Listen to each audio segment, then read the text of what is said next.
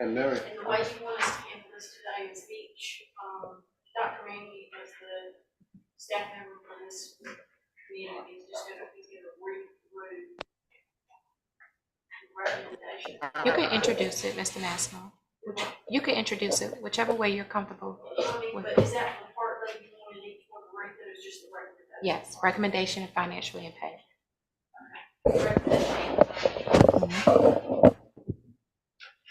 I'm just asking so to make sure. About 9 in detail, right? Yes.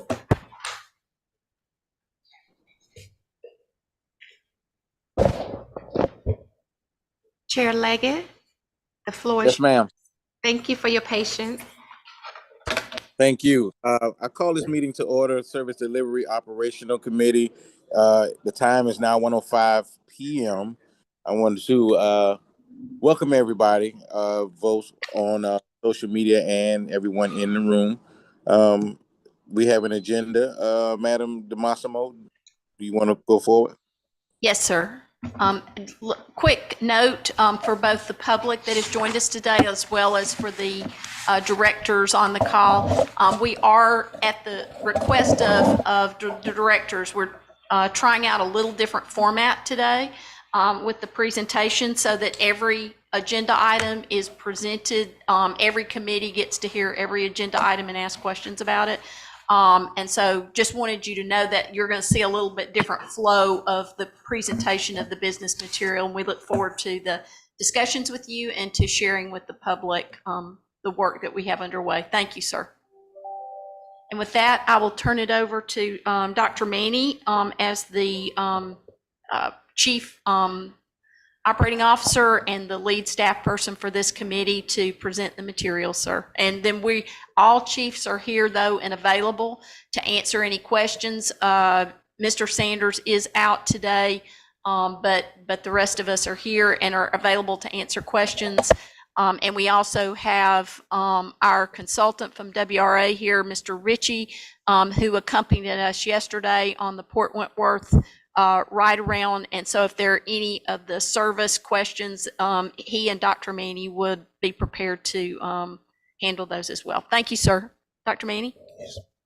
Thank you, Ms. Fay, and thank you, the public watching us live, my committee members, and Mr. Jim Ritchie as our guest today. We have a lot of proposals for the board item agenda.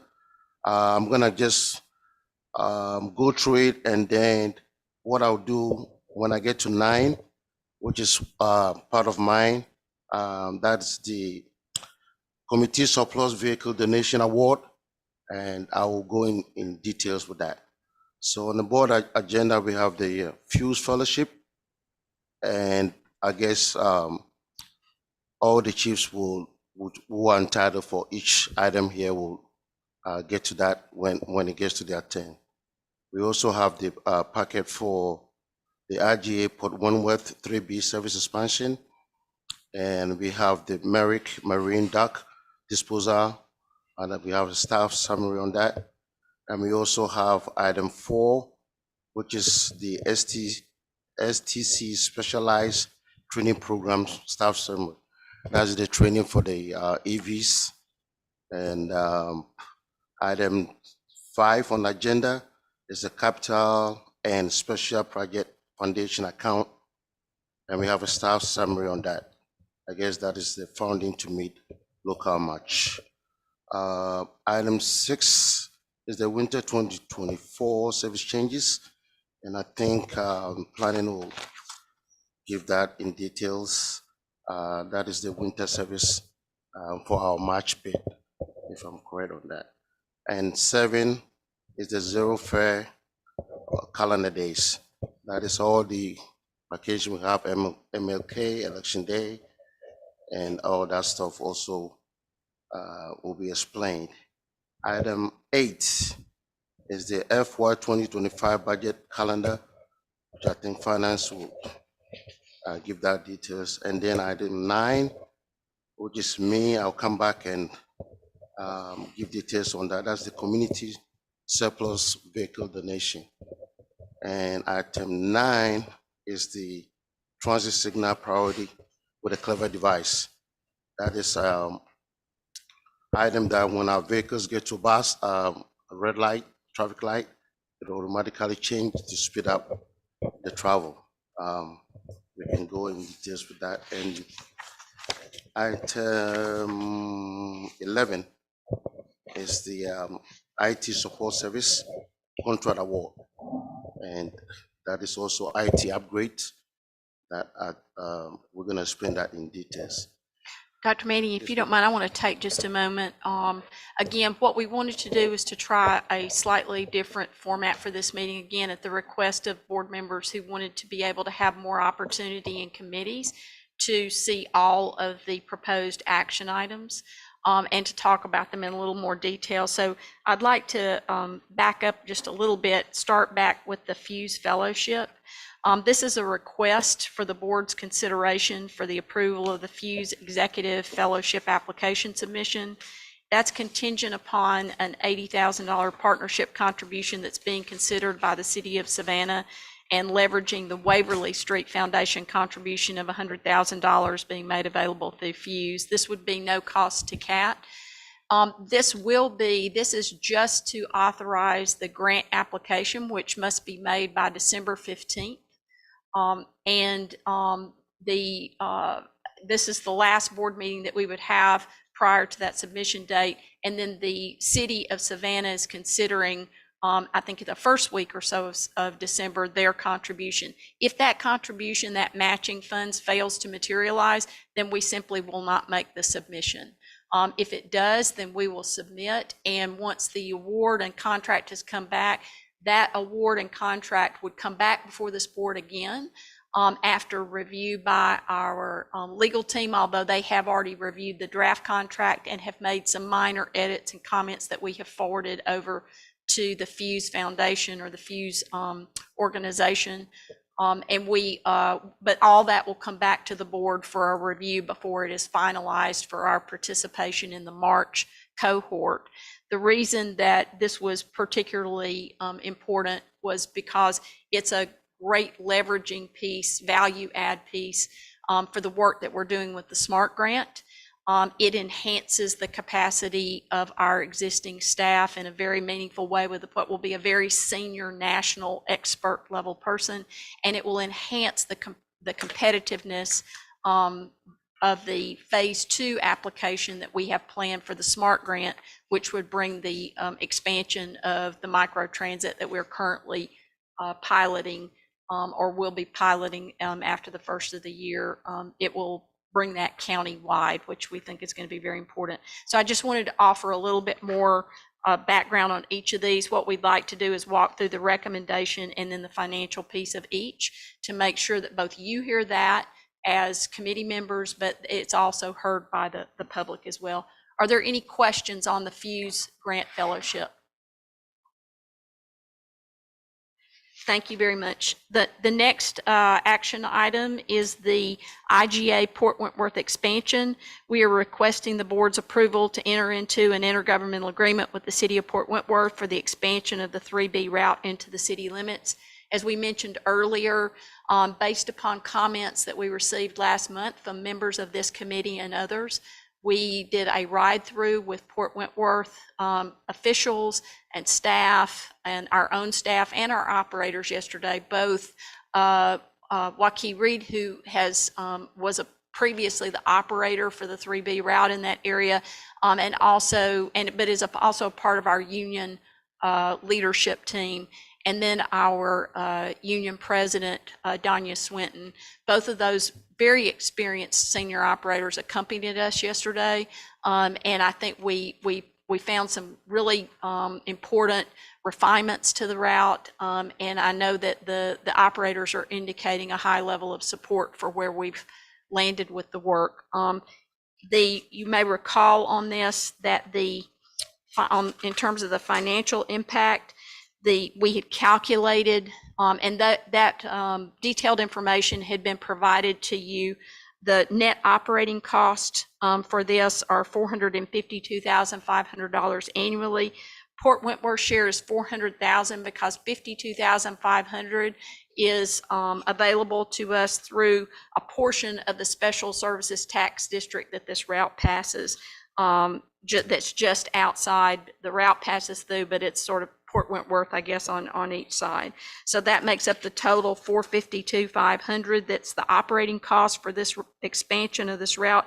And then in addition, Port Wentworth is fully supporting the 200,000 in additional capital cost. Are there any questions or comments?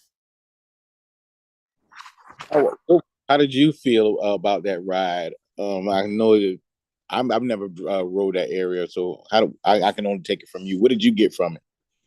I will tell you the positive and the excitement and the feedback that we got from the community officials there. One of the things that they did, Director Leggett, that I thought was really important is they were pointing out to us as we were going along the route, we were getting the feedback from our really experienced senior operators on the service delivery, and we were also getting the feedback in real time from the Port Wentworth officials on a number of major developments that are occurring in that area and the amount of employment base that it's going to provide connectivity to.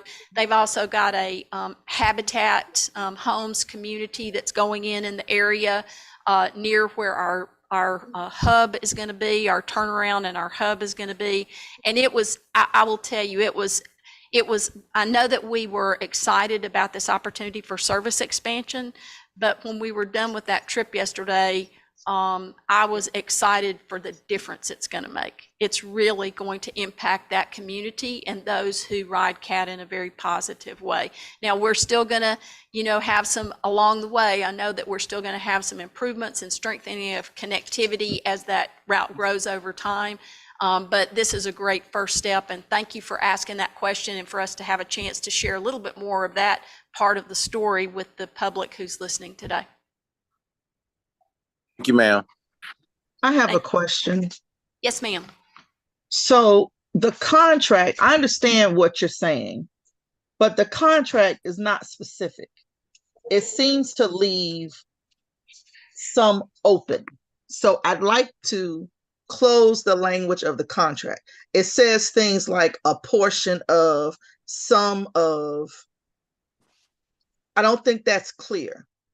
Also, where we talk about the year increase, it doesn't say that they will approve it. It just says that y'all will look at it.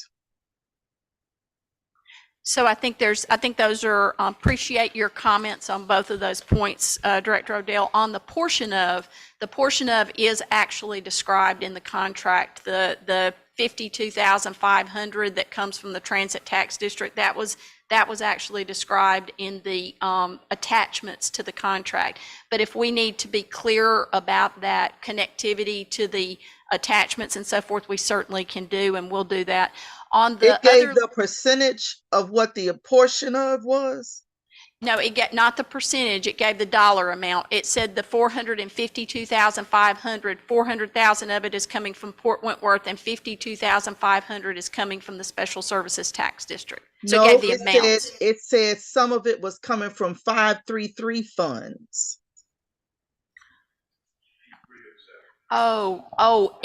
It's talking about the fact that a portion of it, just like it would with any of our service, would come from our federal funds. There's a portion that comes from federal funds and a portion that's local match. That's true of all of our system. Yeah, but that's really not clear. It's just saying a portion of. So what portion of those funds that are not already allocated for this particular fiscal year is going toward this 52.5? And are you saying that the special district tax, which is part of the millage, is all of that 52.5 is coming from the industrial boulevard? It's not clear. Yes, ma'am.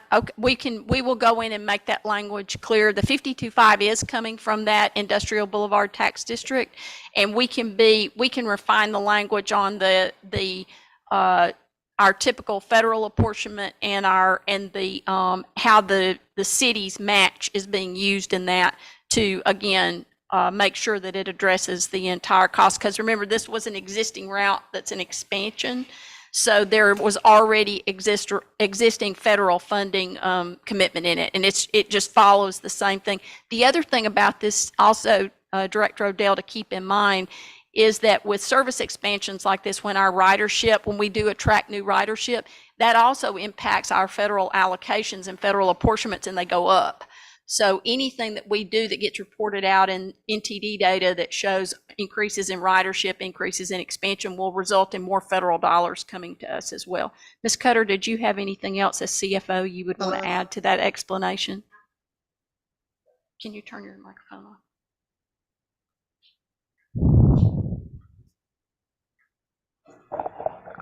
CEO DeMassimo, I think you've clarified the details. Okay, you went out for about a minute and a half. I did, or Ms. Cutter did? Both of you, the internet connection froze, the whole screen froze. Okay, I'm sorry. So Director Odell, what I had said The last was, I heard, the last thing I heard was you were explaining the apportionment of the 533 funds. it's 5307. 5307 funds, and those are the typical funds we get to provide service, and we were already receiving 5307 funds for the existing service that's there. This is a service expansion. When we do service expansions and when our ridership increases, that data gets reported in NTD. And when it does, it also results in an increase in the amount of federal funds that we just get through regular apportionment. In this case, what I was saying is that this follows that same exact federal and local match. And in this case, the local match is coming almost entirely from Port Wentworth, with the exception of that small amount that's in that special services tax district that is activated. And we can refine that language.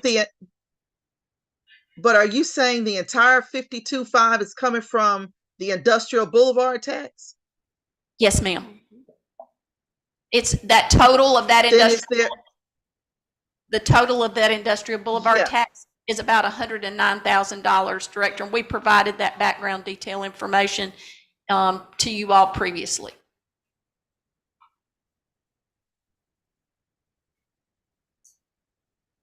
Okay. And Yes. you'll get that clarified in the contract. Yes, ma'am. We'll So make that's clear. Okay. we'll make some edits to that. On the other question that you had, which was with regard to, so the way the contract is set up, which would be typical, is there are out clauses, of course, that notification of non-continuance that are both on our side and on their side, should they desire to terminate the service at some point in the future. But each year, as a part of the budget process, just like we do with all of our service now, we will be estimating what our hourly rate for service is. And that's going to change from year to year. And we specified in there that by February, the last day of February every year, we will provide them with what the budget request is going to be for the upcoming July 1 year. And in that period of time, they have that opportunity to act upon it. And so we wouldn't be binding them to future specifics that we won't know until each budget year, when we calculate what those operating hourly costs are, and then we calculate what are the service hours we're providing them, and that would then determine the total cost. And that would be typical to do that on an annual basis. And then again, like I said, we also have the opportunity, as they do, to decide not to continue. Ms. Cutter, did you have any? I know it's typical to do that on a budget year, but the way that it's written, it does not state that that is for an increase of service, and it's a part of that they gotta accept it or they terminate. Like, it doesn't say that. We can work with the legal team. They drafted the language of the contract, and we can certainly work with our legal team to try to strengthen that contract language to be a little more clear with regard to the intentions that you want to be certain that we're we're being clear about. But that is indeed, and I think the language is there. It's maybe just not as strong as what I think you would like to see. So we'll work with legal and figure out how to refine that prior to this coming before you at the full board meeting, and we'll get it out to you with the revisions ahead of time. All right, thank you. Thank you, ma'am. I appreciate the comments. The next item is a request for the board to ratify the emergency procurement for payment for services rendered by Myrick Marine for the demolition of floating docks, disposal, and removal of gangways to the Savannah Convention Center. The procurement is an unbudgeted expense that will be funded by FY 2024 operating budget contingency through the department account and budget line item. This was an additional cost that we bore because of the collapse of the seawall. And at the time, you may recall, we did an emergency procurement to actually recover our assets, and then we stored them, and there was additional cost associated with that, and that's what this is addressing. The next item was the specialized training program with Savannah Technical College. We are very proud to bring this one forward. I know you hear us say partnerships are everything, but they genuinely are and are so critical to CAT's future. This is a request for board approval for the IGA between Savannah Technical College and CAT to provide training for electric vehicle maintenance to our employees. This is also, and this was something we got to see yesterday, Director Leggett, related to your earlier question, is Savannah Tech is also doing training with Hyundai, and they're using a Port Wentworth warehousing facility as a part of building out a what is like a supply line to show that how that training is going to be working in real time. And they're doing training over there now for those employees. So we're going to be able to benefit from what Savannah Tech is taking in from Hyundai. Hyundai will be a part of this partnership through their work with Savannah Tech, but Savannah Tech's going to be sharing all that expertise with our employees. This is upskilling for our operators and for our maintenance personnel. So we are certainly excited about this. Was budgeted in the SMART grant. So it's 100% funding through the SMART grant to fund that effort. The next item is the Capital and Special Projects Fund Account Staff Summary. Ms. Cutter, would you like to comment on that one? Yes. Good afternoon, board members, committee members, colleagues, and the public at large. The recommendation is to request approval to create a capital and special projects fund, really to retain funding to meet local match requirements and or provide a source of funding to support needed capital and special projects.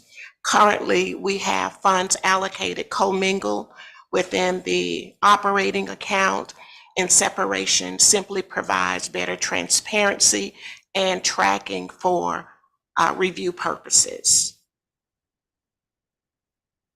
Any comments or questions on that? The next item is the winter 2024 service changes. This is to request the board's consideration for the approval of the winter 2024 service change. This includes, in recent months, of course, we've made significant progress in recruitment and hiring, and that is very helpful to put our services on a path to really strong recovery. The COA TDP recommendations for the winter 2024 service change include the commencement of the micro transit demonstration project through the SMART grant that encompasses those 3 zones, the 2 in West Chatham and the 1 in East Savannah, and deploys the new all-electric micro transit vehicles. In conjunction, there's a description in the agenda item that explains in more detail those items. And the financial impact is consistent with our FY24 operating budget and the master transit plan analysis. Are there any questions? The next item is a zero fare calendar days staff summary. We typically come to you each time that there's a need for these zero fare days. Recently, as you recall, that also came together, and you will be getting a report on the zero fare days associated with the providing rides to election sites. But what we thought we would do is go ahead and look ahead and be more holistic in the approach of bringing this to you, and look at either the Cat to the Polls, the MLK Parade, the St. Patrick's Day Parade, Transit Equity Day, Rider Appreciation Month, and Tri-Transit Week. All are events that we typically would be coming to you over the year. This way, this gives us the opportunity to plan that in whole and to implement the zero fare days that are for the entire fiscal year ending in June of 2033. The financial impact for those is $52,164. And again, this is consistent with past practice as well as within our budget availability and service to the community. Any other questions or comments on that? On the FY 2025 budget calendar summary, hang on, let me get to that one. The staff is recommending board approval of the FY 2025 budget calendar. We are already getting started. This is the guide that helps to ensure that our financial planning process remains on schedule and that the integrity of that process is fully met. The motion will be to, or the requested motion will be to approve that budget, and there is no current financial impact based upon that.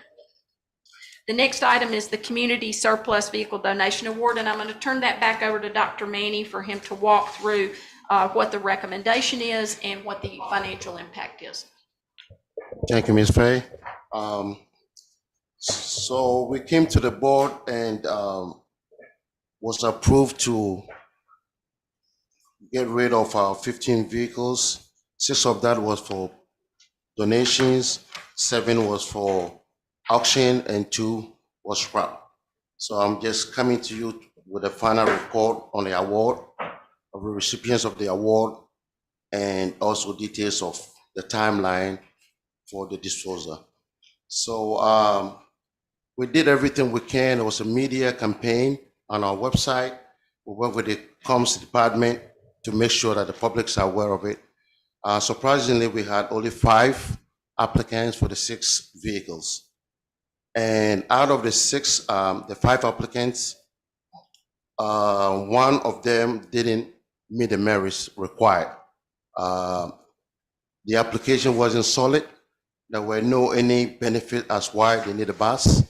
So 1 of them was not awarded. And what we did is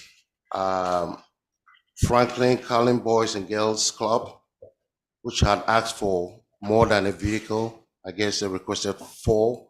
So we awarded them 3. And every applicant on this, as you have the report with your board, everybody was awarded a vehicle except Resurrection Powerhouse, who didn't meet the requirements outlined by board and also CAT policy. The timeline, we are asking the board to approve the award for these applicants because they all do meet the requirements. They demonstrated community benefit of 62% and also service coordination 13%, and they were clear on their quality of what they need a bus for, and that was 30%. So we had internal judges of 5, excluding me and of course the maintenance head, and these were all employees of CAT that were selected as judges. And the document provided to the board, you can see how the grading was done and the percentages score. The 1 applicant that was not awarded scored the lowest. That was 11.67, and the highest was 46.67%. And so we asked the board to approve the applicants that met all the criteria for this bus donation, and we'll bring it to the board next week. November 21st, and then December 21st will be when the applicants will be informed to come over to Car Central and pick up the vehicles. Any questions on that? Very good. Thank you, Dr. Manning. The next item in the packet is the Transit Signal Priority Clever Device Project. You may recall in earlier briefings on this was a project where GDOT was providing the equipment for Abercorn and Waters for both of those routes, both on the City of Savannah side, where the City of Savannah controlled or owned the signals, as well as on our buses, for transit signal prioritization to both expedite the travel time savings that we can achieve with transit signal prioritization, as well as just smooth overall traffic. The equipment itself was provided to us and to the city at 100% funding. What we discovered in the examining how to install the equipment on our buses was that with our Clever devices, there was a small modification, fairly low price modification that was going to be needed, an interface, modification is probably not the right word, but an interface piece that was going to be needed in order for the equipment to work with our buses. It's so we are requesting the board approval to enter into an annual software module-based service for that IVN API software need, not to exceed $33,184 for the first year. This would be a part of our ongoing package of Clever modules that we use to operate the intelligent transportation part of our system overall.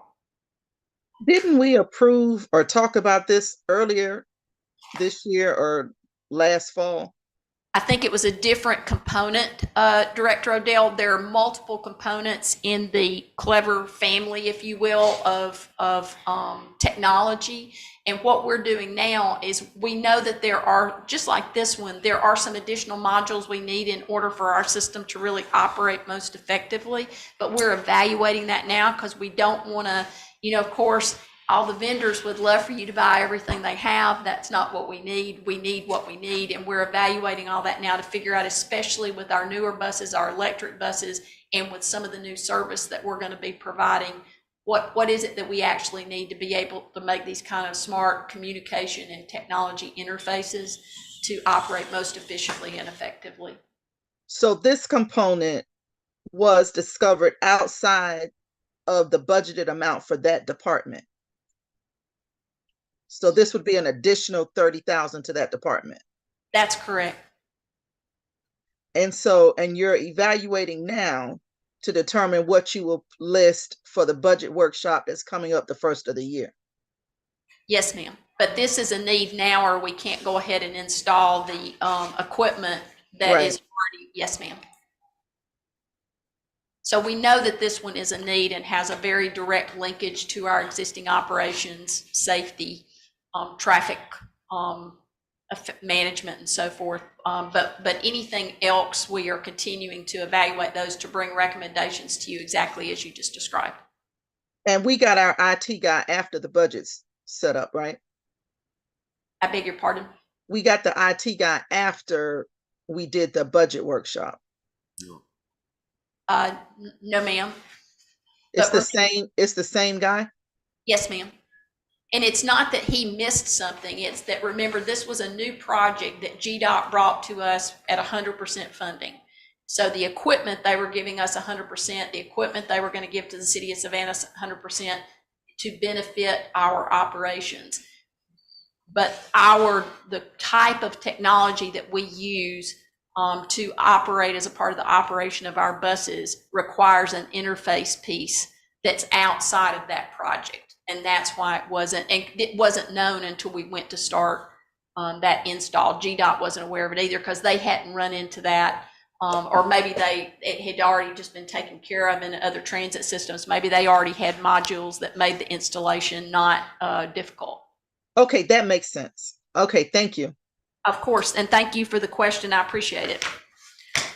Then the last item is IT Support Services Award. and this is to request the board approval to award the RFP for IT support services for a 3-year contract to Infinity. And the financial impact, the procurement is funded through our annual budget. Is funded through our annual budget within the administrative and support services budget 10016, line item 53,330, contract services IT support. So it's funded in the existing budget and is a contract award to continue to provide the IT services we need to operate. Any questions or comments there? No. Thank you so very much for the questions that you've asked today. Director I Odell. do have one thing. Yes, ma'am. I forgot to bring up on the Zero Fair Day Yes, ma'am. for elections. Yes, ma'am. We need to include the May and September, those days, Okay. and it's the local elections. We'll put May on there. Remember, what we were trying to do is only give you through the end of this fiscal year. Okay. So we'll make sure to include September. We were going to wait and bring you back another sort of half-year recommendation after this one, or half fiscal year recommendation, if you will. Okay. But no, we'll go back and address that. Thank you for those Let's comments. let's get the dates from the county and city. Yes, 'cause, ma'am. You know, they don't always happen in November, and they're Yes, different. ma'am. That's a great point, and I appreciate you bringing that up. I've just made a note. And I've also got the note to follow up on the earlier comments that you had regarding the clarifying language on Port Wentworth, and we will get that done. And All right, with thank that, you. now I'm going to turn it over to Director, Dr. Manny, for the service delivery update. Thank you again, Ms. Fay.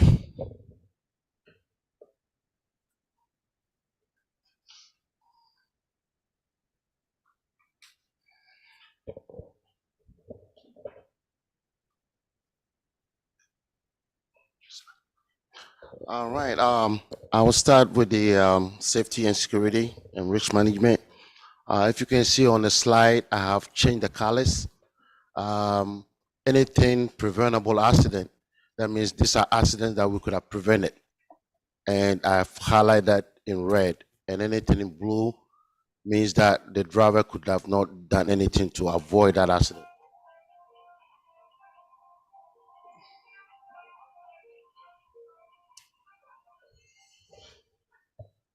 Sorry about that.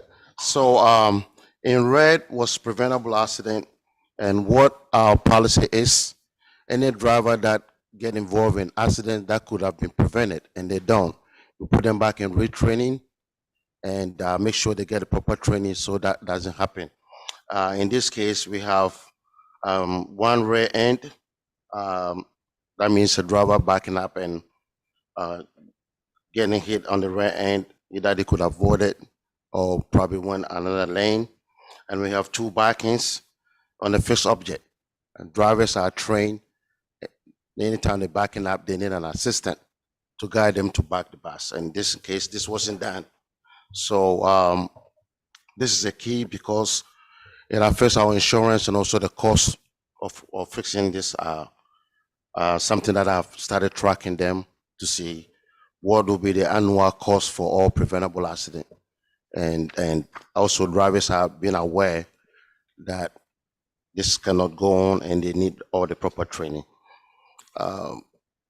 Two side swaps, those were not something any driver could have prevented. Standing by a traffic light, somebody just come by and swap you by. So we try to differentiate the preventable accidents and non-preventable accidents, so the board will know where all this, if there's any cost to it, they will know where the cost is coming from and what policies we have in place to retrain. Next slide, please. On the training side, I am very happy to share this with the committee and the public. We are able to have 10 students on the CDL program that I introduced. That the only way to boost up our manpower is to have in-house CDL training.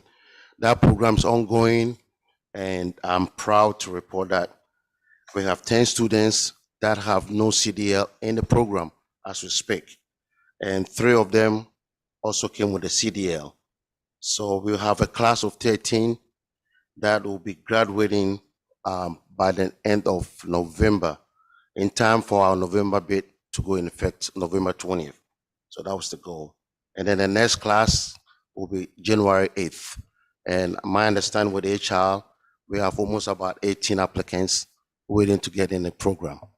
So this program is beneficial. As we grow, we cannot expand without the manpower. So I just want to share with the committee and the public that the CDL training program that I introduced is working and has been very beneficial to the company. Yes, please. On the fixed rod side, the good news about this is ridership went out about 5.4%. If you compare the month of October to September, in October we had 177,039 ridership. And that is, anytime ridership goes up, that means the public are using our system. That means we are on time and we're doing everything right. And I expect this number to go up when we have full staff in our operation department with more drivers. And the demand is there. It's just that we have to be able to provide that demand. And that all comes up with more manpower. So this is a good news to share.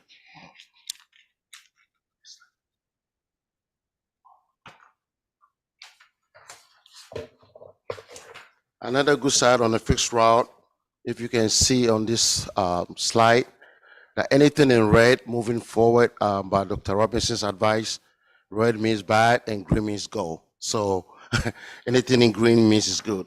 If you compare the month of September to October, route that didn't run was 215 in the month of September. In October, we brought that down to 111. That means it's good. The more we can have our buses leave and service the public, that's our core business, and that's always good. The bad news on this was that Putting on my shoes. we used to report road calls, and that's the difference. And the FTA, road call is different from bus swap. So I changed that, and I put it all caps and made it bold, so that the committee and public watchers could see the difference. So we had, last month, we had 34 bar swaps. A bar swap is defined as a wiper blade, no horn, ramp is not working. This is all the stuff that we send the bus out from our facility to go swap the bus that's not functioning and bring it back to the yard to fix. The month of October, we had 66 bar swaps. I'm watching these numbers carefully and working with maintenance to see the little things that we can do. And most of this is drivers are not doing what we call a pre-trip. If you do a pre-trip, you check your horn, wiper blade, all this little stuff. You don't take a bus into a revenue line and then find out that the horn is not working or wiper blade is not working. That takes us time to swap the bus. In some cases, it even interrupts the service. So I'm watching this number carefully as we move forward. And hopefully, the next month report on the bus swap will go down. Next slide, please. On the paratransit side, this is something that I'm sharing with my staff and also the committee and the public. If you look at the on-time performance, I was surprised to do this analysis and find this out. So every public transit system on the paratransit side, we have what we call a window. A window, for example, will be that we will be picking you up at 9 o'clock. We have a window of 15 minutes early and 15 minutes after. And I was surprised to find this report. So what we're reporting to the board is always on time. We're not factoring in the window part. So if you are scheduled for 9 a.m. and we get there 9:15, we are on time because of the window. And when I did the analysis, I found out only 5% were above that 15 minutes window. So therefore, this report, this on-time performance should have been 95%. And we have called RadMatch, which is our software program, and we have upgraded and made them aware to also factor that window in. So moving forward, our on-time performance on the paratransit is going to be much better. All this time, we're not factoring the window in. We're only reporting the schedule time. So that is corrected. Another good news is that, and I have been saying this every day, that if we have more manpower, our service is going to be much better. If you look on this slide where it says unassigned scheduled trips, this means that customers that are standing by, they're standing by because their reservation wasn't okay. And if you compare this to last month, we have 707 standby. We couldn't even service them. And if you compare that to the month of October, we have 17. This is a huge difference. And the reason is that we hire more. If you can all recall, we have 12 students in the month of September that joined us around September 25th. And that's the impact. We even have extra board. That means that drivers are standing by in case anything happens. Paratransit is going very well. We have brand new vehicles, and we are almost 98% full staff. And I'm happy to share that with the committee and the board and the public. Just like this. Can we go to the next one? That's our report. On the marine side, again, credit to Dr. Robinson for the color coding. You can see that the 58,299 is in green. Means that if we compare that to last month, our ridership went high.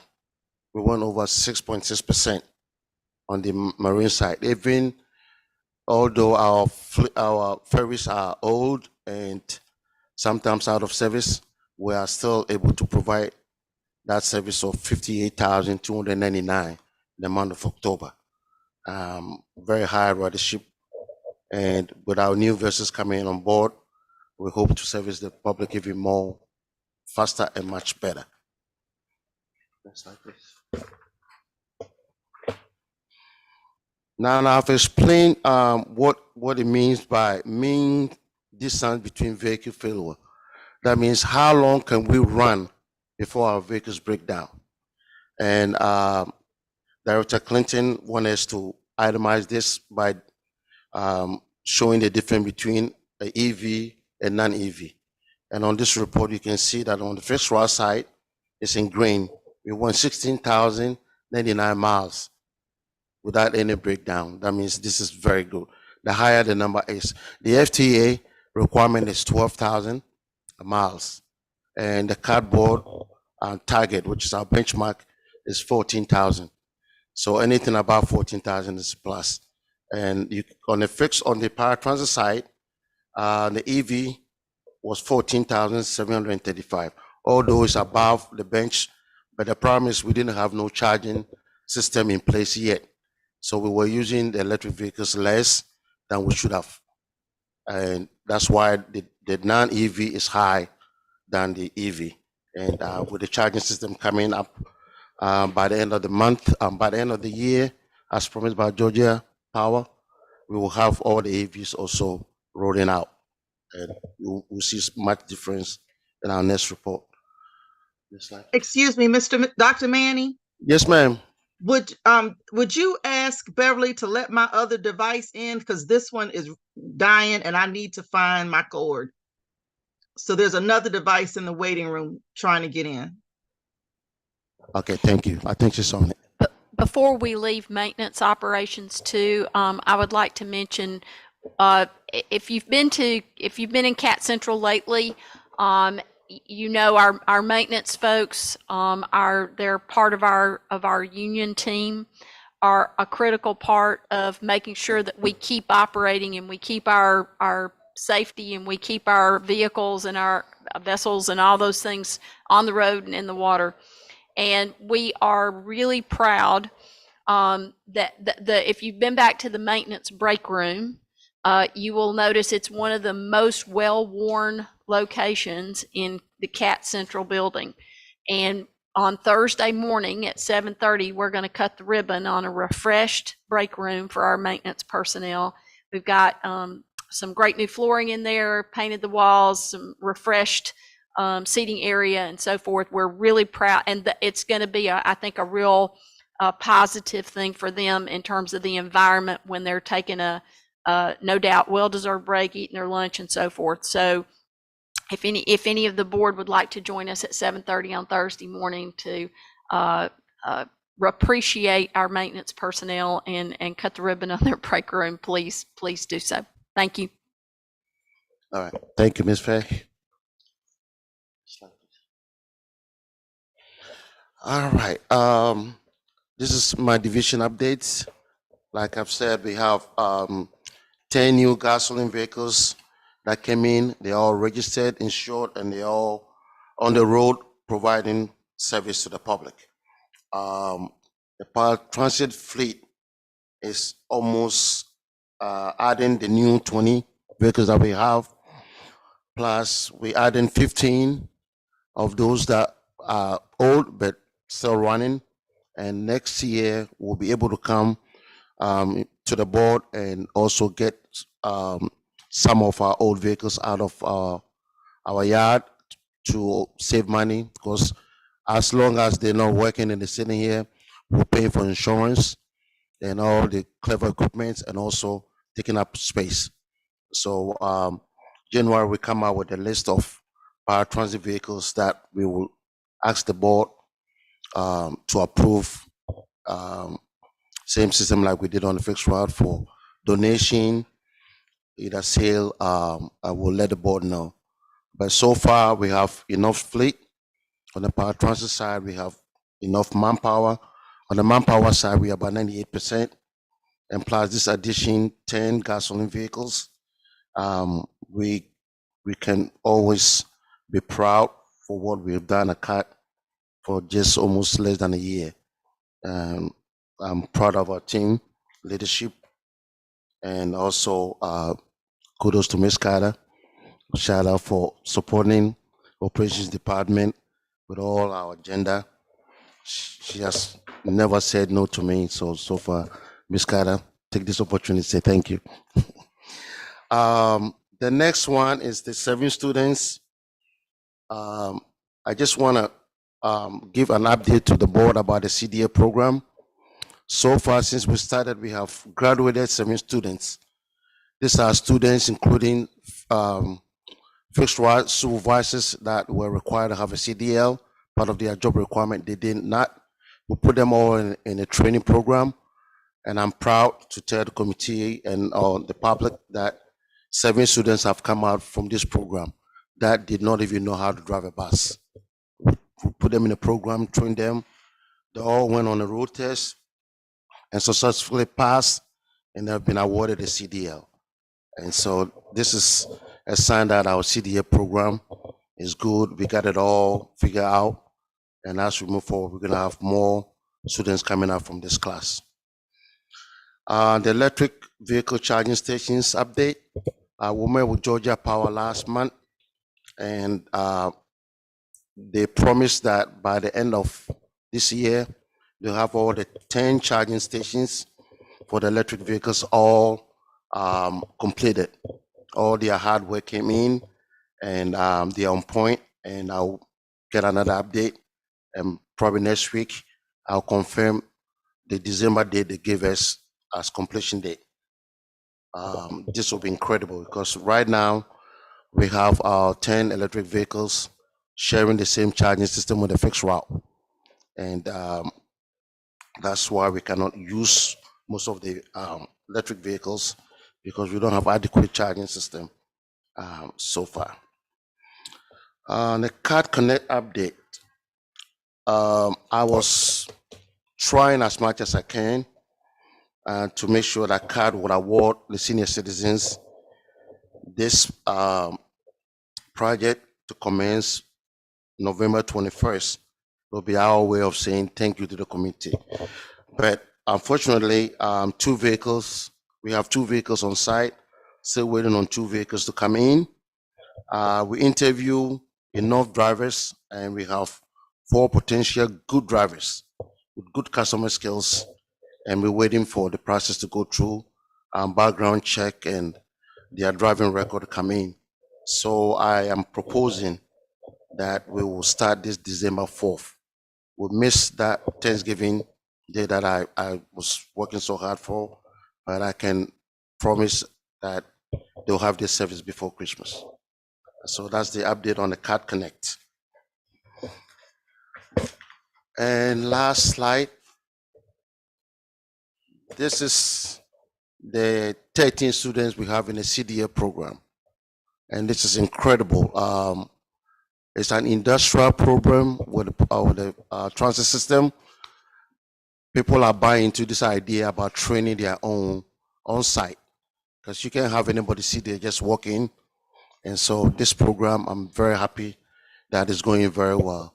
Out of the 13, 10 of them are non-CDL, meaning they have no CDL or have never even driven a bus. And we're training them in the program. And 3 of them had CDL. We have to train them on the CAT system to know where our routes are and all that stuff. Anticipation graduation date, it'll be maybe November 27th if all goes well. The November bid, Jim, that goes in effect November 20th. So our timing will be maybe a week off, which is great to have 13 drivers added on for the November bid. First time that I might see extra board since I've been here. So this is a great program. And that completes my presentation. Thank you all for listening, and I'll take any questions. Thank you, Dr. Manny. Are there any questions? We have 2 items that will be under new business, 2 presentations this month.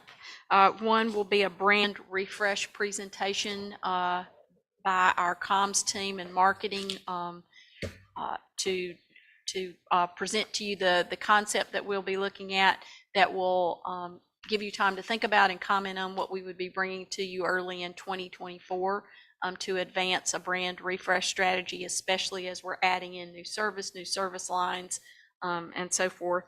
And then the second will be a presentation by legal.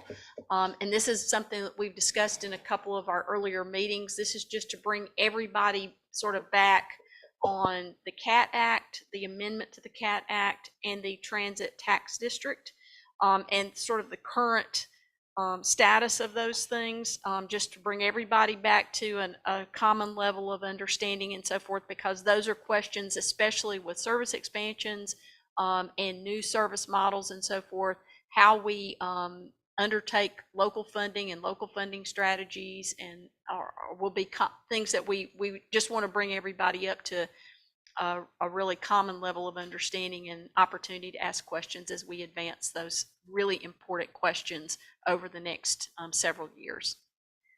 So that is all, and with that, I will turn it back over to you, Director Leggett, for any final comments and adjournment. Director Leggett had to leave for another budget meeting, so I told him I'd close out for him. Does Thank you. anybody have, you're welcome. Does anybody have anything they want to add? Well, we want to thank staff for a wonderful presentation, and we appreciate all the hard work that you do. Thank you, And if Director that's, Rodell. and if that's it, we'll adjourn. Thank you, Director. Thank you. All right. Have a good day.